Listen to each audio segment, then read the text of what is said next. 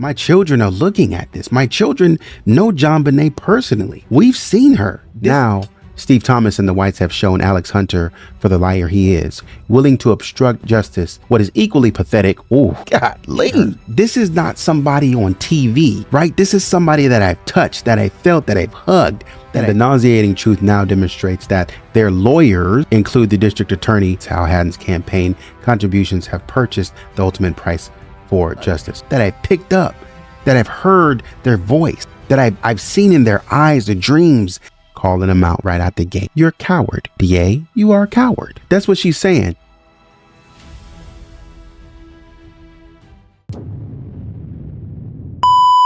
Man, I got to do a drop for Maine Hypnosis LLC 3294. When I say Maine be spoiling me, man, that's exactly what I mean. Man, I appreciate you for all the love. And she's a member of the channel. So just double spoil alert. Sorry. Man, when I tell you my interactions with Maine, and not to slight anybody else, I'm just saying my interactions with Maine have been some of the sweetest, most encouraging words. So I appreciate that. I really do. You guys don't understand. I appreciate the supporting words and words of encouragement, words of affirmation. And don't you just love her picture? I love it. Every time I see this, I'm like, oh, there's Maine. I just love the pictures. I love it. So anyways, thank you, Maine. I appreciate your support, and I hope you enjoy the next video. So I came across this article and decided to share, jumping back in, talking about the JonBenet Ramsey case in terms of how things unravel when we think about true crime, things of that nature. Not really reading any body language here, but more so looking for motivations. So article is written by the Denver Post, says another Ramsey ex-friend rips the DA. Another one. Who could this be? August 21st. Another former friend of John and Patsy Ramsey stepped forward Thursday to call for a special prosecutor to investigate the death of the 6-year-old JonBenet Ramsey. One day after Fleet and Priscilla White delivered a letter to the media outlets with a similar plea, Judith Phillips. Okay. Judith Phillips steps in, wrote a letter calling Boulder District Attorney Alex Hunter a liar who is willing to obstruct justice he swore to uphold. In the letter to the media, Phillips said Hunter is beholden to Ramsey attorney Hal Haddon because of their Democratic Party ties. Now, okay. Here again, we have another friend. And this is coming again with in agreement with the Vanity Fair article. Once again, talking about the relationship. These are friends. This is a friend. This is the second. Can we say the third friend? This is the third friend, because you have Fleet, you have Priscilla, and now you have Judith. Because it's very well that Priscilla could have had her own thoughts, or Fleet could have had his own thoughts and been like, no, this is where my wife and I disagree. It's similar to the fact in the case of O.J. Simpson, when you look at Kris Jenner, at the time, Kris Kardashian, and Robert Kardashian in the O.J. Simpson trial. And so there was a disagreement there, is my point. But you have Fleet and Priscilla White on the same page, and now you have Judith Phillips calling out Alex Hunter in terms of not really trying to bring to justice or to bear this case with JonBenet Ramsey. And backing up the Vanity Fair article, saying that you seem to have an oath or you're beholden, she used, to this attorney because of your Democratic Party ties. Neither Haddon nor Hunter could be reached for comment, of course, because, got to uphold the legal process. You can't be out here talking to the media. Of course not. And as John Ramsey put it, somewhere in England or the UK, he said somewhere in England or the UK, something to the effect that, that over there, the cops don't talk, so you would be one to talk about who talks and who leaks information. Phillips also called former detective Steve Thomas the moral compass of the Ramsey investigation. Thomas recently resigned from the Boulder Police Department in disgust over how the case has been handled. His was the first letter to raise eyebrows in the governor's office. When he stepped down, he wrote a letter accusing the DA's office of crippling the case and cozying up to the Ramseys attorneys. And he called for a special prosecutor. So this is the second person calling for a special prosecutor. And they're trying to go up to the governor. So Governor Roy Romer considered appointing a special prosecutor after the letter was made public. Ooh. It took me going public on you for you to open up your mouth and do the right thing. I consider, now, because it's in the public eye, now I'll consider thinking about it. Now I got to scurry like a roach and talk to my boys. Is this something that we can do or something that we can get around? Do we need to get a special prosecutor? Tell me where we are so I can tell the public. Governor Romer considered appointing a special prosecutor after the letter was made public, but after I spoke too quick. But after consulting with four area district attorneys who are close to the case, he declined. Of course you did. In their letter, the Whites renewed an earlier plea for someone other than Hunter and his staff to investigate the child slaying. The people of Colorado must demand that Governor Romer immediately order the attorney general to take over the investigation and any future prosecution, the Whites wrote.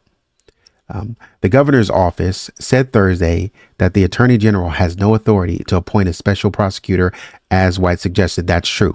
As far as I read, the governor's office does not have that authority. So there's really nothing that they can do. However, the governor can sort of talk and really just, words, lip service is what they can do and say, hey, man, look, I'm trying to keep this city running clean, trying to keep this state running clean.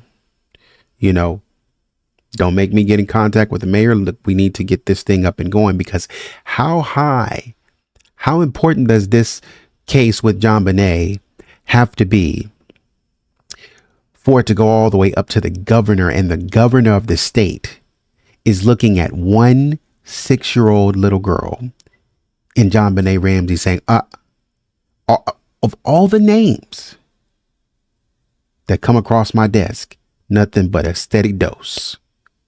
JonBenet Ramsey. Boom. We come and talking to you again. JonBenet Ramsey. Oh, I think I want to look at and the beautiful mountains and the beautiful hills, and I want to take in the fresh air of Colorado. Boom. JonBenet Ramsey. We need a special prosecutor in the JonBenet Ramsey case. Oh, I think I want to go ride my horses and hike in my new high-tech boots that I just bought, and I can't wait to break them in and try them out. Boom. Fleet White and Priscilla White. Steady dose. JonBenet Ramsey needs to be looked at. You don't have time for anything else. JonBenet Ramsey needs to be looked at. Stop this nonsense and let's. You have people fighting to get her voice heard. Crawling, please. I know you can't do anything, but if you can appeal to the DA in this case, appeal to Alex Hunter, and please make him move this case along. We've been stalling. The public recognizes that this case is stalled. Please, for the love of God, let's get this case going. So they said, we don't have any. And you know what? I'm going to be honest with you that this part right here is a cop out. I don't care what anybody says. This right here is a cop out. When you think this case, and maybe you didn't know it back then, but you know it now, is one of the biggest cases, as I said last video, in true crime history. the biggest case in Colorado ever, I should say. And you're dragging your feet saying something like, oh, I don't have the power to appoint a special prosecutor. I'm not asking you to. I'm just asking you to get, okay, well, tell me what you can do. Let's see if we can't get the ball rolling. Can you talk to somebody? Can you pull strings? You know these people. My God, talk to somebody. Stop giving me a corporate answer on this. I don't have the power, but you can talk to somebody. You know some people. You got some people's phone numbers. You got a Rolodex. You can pull some strings.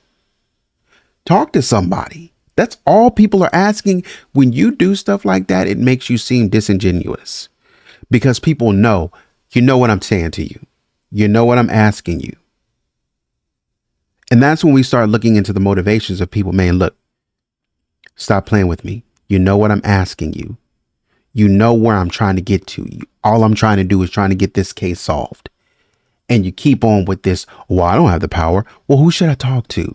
Have you ever been on the phone with somebody and you're like, man, I just got off an hour-long conversation. I just got an hour-long wait.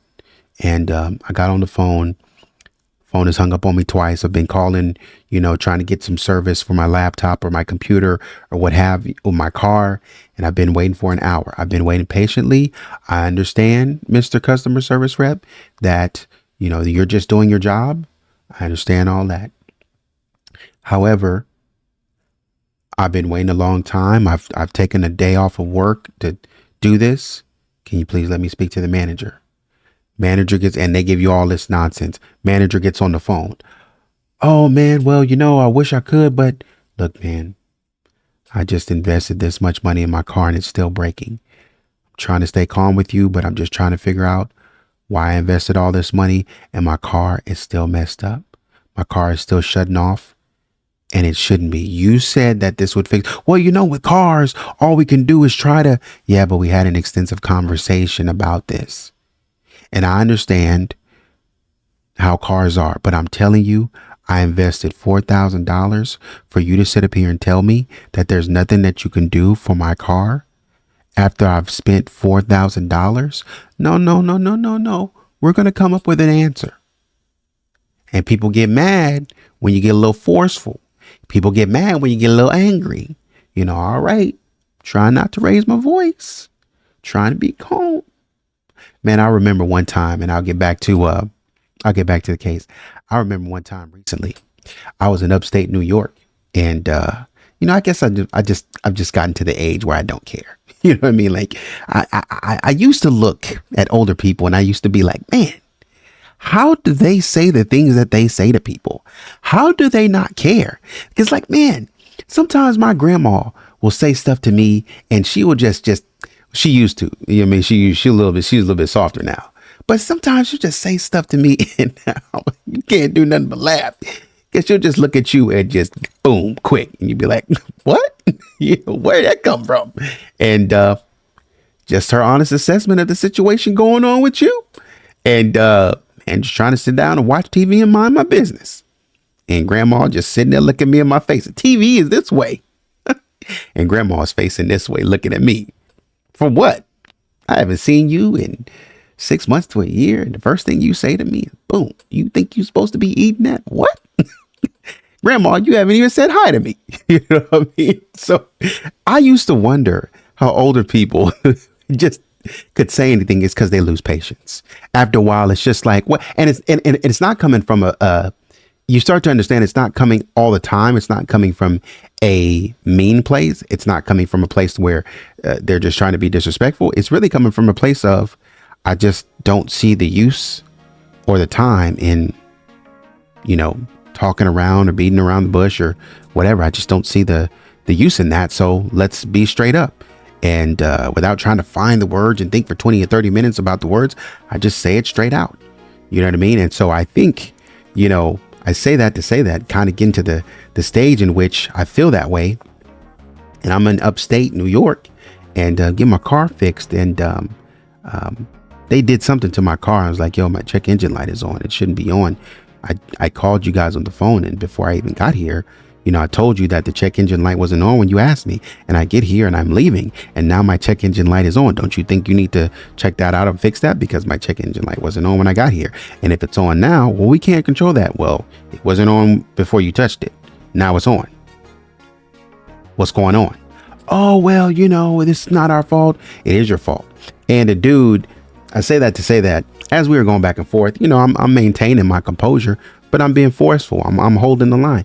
And the dude started getting mad. He thought he was going to get a little attitude with me and stuff like that. How people are, you can't handle my attitude. You better not mess with me, kind of deal. And so he started getting a little attitude. And I said, look, I understand your attitude, brother, but that's my car that I paid. You didn't pay any money for that car to get fixed. I did. So you don't have anything tied. You don't have an investment in this car. I do. So I understand your attitude, but I'm going to be the one driving down the street upset that my car don't work. And so after a while, when you deal with stuff like this, it's like, look, man, I just don't have time for your foolishness anymore. We want this JonBenet Ramsey case done and gone. So when I ask you, we want it brought up to the place to where we can get it solved. So when I ask you, hey, man, can we get this push? Well, I have nothing to do with it. This is where we're about to get into a fight, because you know what I'm talking about. You know what I'm saying. And I don't have time to sugarcoat anything or go around the bush and talk for 30 minutes about whose responsibility or who jobs, because I don't have time to argue about that. See, what people like to do is they like to philosophize and all of that. And it is, well, technically, if we think about this, honestly, I'm being honest with you. No, I am. No, you're not. You're not being honest. You're being disingenuous. You are kicking the can down the road, and it's nonsense. I'm asking you, can we find justice for this little girl? And you said that that's what you wanted to do. So if you really wanted to find justice, then this would have been gone a long time ago. You would have been invested and said, instead of watching from the stands at one of the biggest cases to come through your state, you'd have been like more proactive, and which you all should have been proactive, and said, hey, look, what can we do? I'm not in on this, and I'll let the public know I'm not really, I can't pull any strings, but I can talk to people. I can't legally do anything, but I can talk to people and pull some strings and see what the DA is doing to kind of get this thing on the show, get this road on the show. And so the governor hasn't seen Phillips' letter. White was with John Ramsey when he found his daughter's body. The governor hasn't seen the Phillips letter, aide said, and the Boulder County DA's office declined to comment on it. It was something. And so it's more of this. It's on my desk, but I haven't seen it. One of the biggest cases ever, but it's on my desk, but I haven't seen it. It was something I have been thinking about for a long time, Phillips said of the letter. Steve Thomas's letter gave me enough courage to say something. Fleet White's letter was the final straw. Phillips also said that she has talked to Thomas several times since his resignation. So that's the end of that article. But I want to jump into the actual letter, what I believe to be the letter itself. So let's transition over there.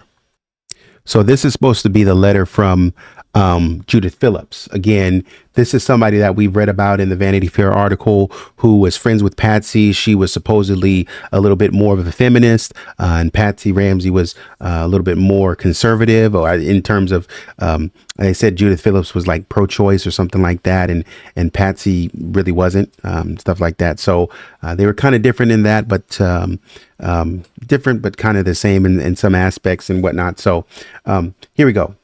Judith Phillips letter to the editor, August 20 of 1998. Dear editor, it took no courage to kill JonBenet Ramsey, but still, out of this politically driven fiasco by Boulder DA Alex Hunter and his adversaries at Haddon, Morgan, and Foreman, plenty of cowardice has been shown. Ooh, calling them out right out the gate. I'm calling you out because this is nonsense. I got to be honest with you. You're a coward.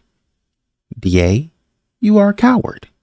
That's what Judith is. That's what she's saying. And this is no different from what Steve Thomas said. This is no different from what Fleet and Priscilla said. Now Judith is stepping up to the place. 4 people coming and saying, man, you're a coward, man. You could do better than this. All this kicking the can down the road. Plenty of cowardice because you're connecting with these folks. Plenty of cowardice has been shown. I want to state my heartfelt support for Steve Thomas, the lead investigator and moral compass of the Ramsey investigation, and for my friends Fleet and Priscilla White for their courage in requesting the appointment of a special prosecutor. Soon after JonBenet's murder, Alex Hunter appeared before the cameras to claim his office was closing in on the murderers. "We know who you are," he said. And that line has always been funny to me, because if you think about Patsy Ramsey, and she was pointing at the camera, "We know who you are," and I'm for the DA to come right on out and say the same thing. "We know who you are," he said. Now, Steve Thomas and the Whites have shown Alex Hunter for the liar he is, willing to obstruct justice, the justice he swore to uphold. What is equally pathetic, ooh, golly, when they go in, they go in. My God. Okay, what is equally pathetic is the hand-holding subversion of truth by Alex Hunter's sycophants in the Adams, Arapahoe, Denver, and Jefferson County District Attorney's Office, all the way up to Governor Romer's office. Pathetic. Hal Haddon, the Democratic godfather of Colorado, has left his stamp on justice. His clients, John Ramsey, Patsy Ramsey, have only cooperated with police officials when it served theirs and their lawyers' purposes. And the nauseating truth now demonstrates that their lawyers include the district attorneys throughout Denver and Boulder at the public's expense. Hal Haddon's campaign contributions have purchased the ultimate price for justice. As a witness for Steve Thomas, a friend of the Whites and a former friend of the Ramseys, I have prayed for the soul of little JonBenet Ramsey, cried at the dance of delay for justice, and suffered the outrage when a child is murdered in my community, while the district attorneys, all our society depend upon, subvert justice to repay political debts to the Godfather. That's the way the game goes, right? You know, Hal Haddon, as they said, and as I think there was in Fleeting Priscilla White's letter, they talked about some of the campaign contributions in 1994, Hal Haddon to Perlmutter, Senator Perlmutter. So Hal Haddon is a Democratic attorney. Well, he leans Democratic apparently, and so is what's being said. And then Senator Perlmutter was an attorney with this whole new grand jury bill that was coming up. That was essentially designed to say that if there's an indictment, then we don't have to do a full-on report. If there's an indictment, then the grand jury doesn't need to do or cannot do a full-on report, laying bare all the evidence that they've gone through and stuff like that. Furthermore, as I understand it, the grand jury could continue their work if there is an indictment. If there is no indictment, the grand jury is allowed to continue their work trying to find and work to exonerate other people. But if you hand out an indictment, then that kind of stops the grand jury right there, and that's the end of their work, right? And so it's like, well, we're not going to work to continue to exonerate people. That's the end of it.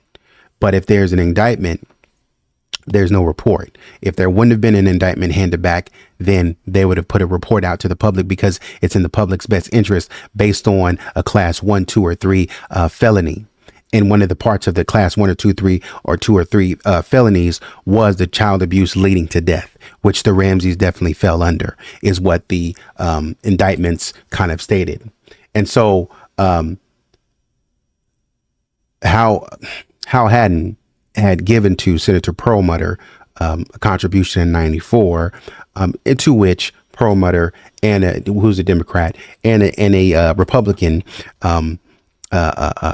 senator, I believe it was, I can't remember who it was, but a Republican congressman, I'll say that, they kind of agreed and worked together on this bill. I think it was HB something 1009 or something like that, 97 1009 or something like that. And so, which it eventually turned into like 6.2 or something, like 205.5 or something like that, CRS, something like that. But anyways, that turned into that bill that the whites kind of showed. And so everybody's kind of, oh, this is the greatest bill. This is great. So on and so forth. So when the bill came out, I think DA Alex Hunter took a little time to kind of work through to understand the repercussions of the bill and everything. Can't necessarily say that he was doing it with respect to the Ramseys, but his office probably took some time to understand it, or they knew that it was on the floor anyway, since it was like the district attorney council or something like that. So probably knew it was on the floor anyway, and they know the updates coming down the pipe and stuff like that. You're in the know if you have attorney friends, especially thinking about the city of Boulder and how it's so small. According to what they say, it's a small town, so all the attorneys probably know each other, and so all the judges probably know each other, so everybody's talking to everybody about what's coming down the pipe and stuff like that. And so you probably know what's coming down the pipe anyway. And in 1988, they mentioned how an attorney that worked in the office of Hal Haddon, I think it's Morgan and Foreman, how he sort of wrote, and this was in 1988. So these guys were already doing this. Of course, you have to already be doing this to be called the Godfather. So making campaign contributions and writing and basically saying, we're trying to be on all points of the law, right?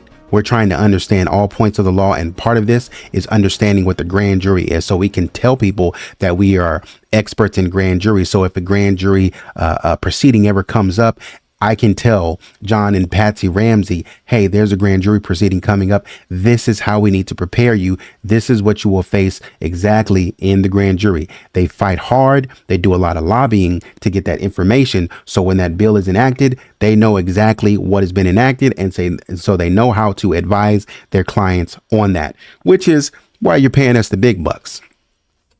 And as one of the attorneys, the staff attorneys said, that's what we're doing. I'm not going to lie to you. I'm not going to sugarcoat that. That's what we're doing. We're trying to get the information on the grand jury changes and proceedings in order for us to understand better how we need to prepare our clients as early as possible. We're trying to get on our hands on that stuff as early as possible. And so that's what's happening here when you see the relationship. And that's why she's talking about, look, there's a subversion of truth. You guys are working together. You guys are already in each other's pockets. This guy is the godfather of Colorado. He leaves a stamp on just because all this stuff is coming down from him. He's putting money in people's pockets, and people are running over here and it's like, okay, well, this is what we can do. That's what's being said here. His clients, John and Patsy Ramsey, have only cooperated with police officials when it has served theirs and their lawyers' purpose. And that's what Steve Thomas and Fleet and Priscilla White said. It took the Ramseys 3 or 4 months to go in. John is like, oh, I went in. John and Patsy are like, oh no, we went in, we tried, we gave this, we gave that, but not in the way that you want to participate, in the way that we're asking you to participate, right? Because we're trying to figure out what happened to your daughter. So anyways, and the nauseating truth now demonstrates that their lawyers include the district attorney throughout Denver and Boulder at the public's expense. Hal Haddon's campaign contributions have purchased the ultimate price for justice. Of course, that's why you hire attorneys. As a witness for Steve Thomas, a friend of the Whites and former friend of the Ramseys, I have prayed for the soul of little JonBenet Ramsey, cried and danced the delay of justice, and suffered the outrage when a child is murdered in my community, while the district attorneys, all our society, depend on subvert justice to repay political debts to the Godfather. The time for Alex Hunter's finger wagging, professional courtesies, and political paybacks to the Ramsey camp bent on the rape of truth. Golly. Or even the cameo appearances by a governor beholding to the Godfather of criminal defense is at the end. My children watch. My daughter played with JonBenet Ramsey. My daughter played with JonBenet Ramsey and couldn't sleep for months after her murder. How do I explain to her the bureaucratic mantra of our leaders of less rather than more, never rather than ever? I can't, but I will never stop trying. A special prosecutor must be appointed. Sincerely, Judith Phillips, Boulder, Colorado. So we're not, look, man. And this is what I was saying with Fleet White and Priscilla White. When we think about this case, they don't know JonBenet as some random girl on TV. They know JonBenet as a little girl that has played in my home, has probably spent the night, has probably played with my daughter, played with my son, played with my kids, we've interacted. I've watched her grow up for 2 years at least. When we met her JonBenet was born in 93, or I'm sorry, 90. She was born in 1990. And it's like 94 when they probably saw her. So she was born in December of 90.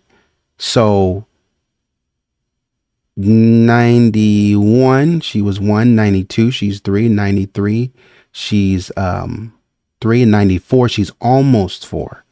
She's almost 4. So they probably met her, assuming that they met her as soon as they got there. Well, let's say they met her when she was 4. So they probably took a little time because they moved there in November 22nd of 94. Fleet and Priscilla White moved there in November 22nd of 1994. And so they probably, met JonBenet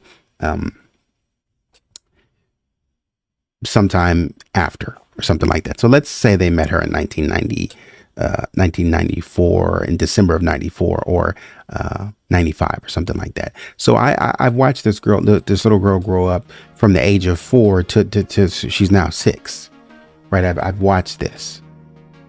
And well, no, she would have been 4 because she was born in August. So excuse me, she was born in August. So she would have been 4 solid 4. I'm thinking of Patsy's birthday. But anyways, solid 4. I met her when she was 4 and I've known her for like 2 years, and so I've watched her grow up. That's what Fleet and Priscilla White are saying. I know JonBenet. And so is Judith Phillips. She's saying the same thing.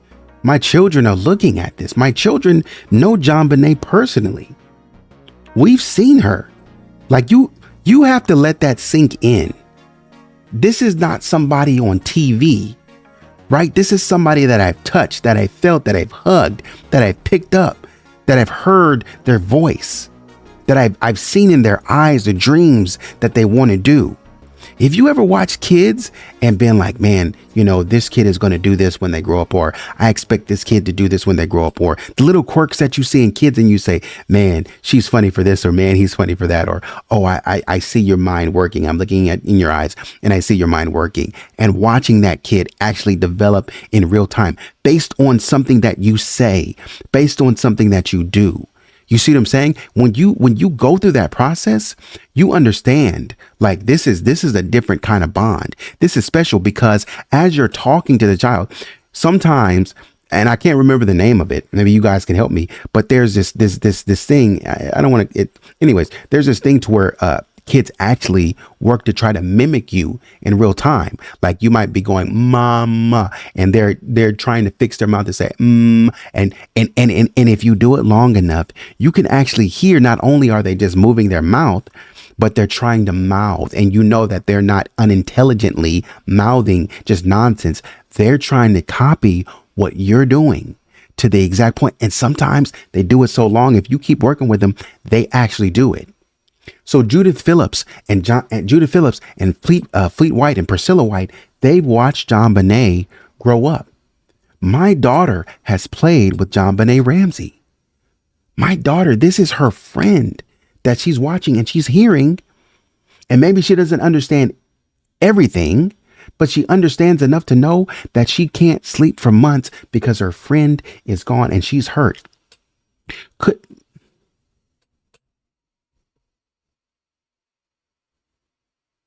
Couldn't sleep for months. This girl, Judith Phillips' daughter, couldn't sleep for months. But we have, and this is somebody that's not even in the home, but yet we have in the contrast, Burke saying it, is not me saying it. In contrast, we have Burke from a young child up to now in 2016 on the Dr. Phil show, saying something to the effect of, oh, she wasn't there, so I didn't draw her. Oh, or I'm just moving on with my life. Oh, you can't control how people feel and how people grieve. It's natural. That's what children do. Fair enough. But that ain't what Judith Phillips' daughter did. She couldn't sleep for months. Sick over her friend. You ever known a dog to be sick over losing another dog that they were close to, or losing an owner that they were close to? You ever notice that? Sometimes, have you ever heard of people actually dying of heartache because they lose somebody that's important to them? I was watching 90 Day Fiance the other day, and it came to the scene where Tiffany Franco was on the scene, and she was getting ready to move to South Africa to be with Ronald. And her son had a friend that he didn't really quite, understand. And, Tiffany Franco kept saying, oh, you got to go say goodbye to your friend, and we're going to go meet at the park, and you're going to say goodbye. And it didn't hit him. It didn't hit him until he got there. And she said, okay. Tiffany said, okay, it's time to go. And then it hit him. It was like, dang, you mean to tell me I'm not going to be able to play with my friend anymore? He was bent up about that. He was crying when he left.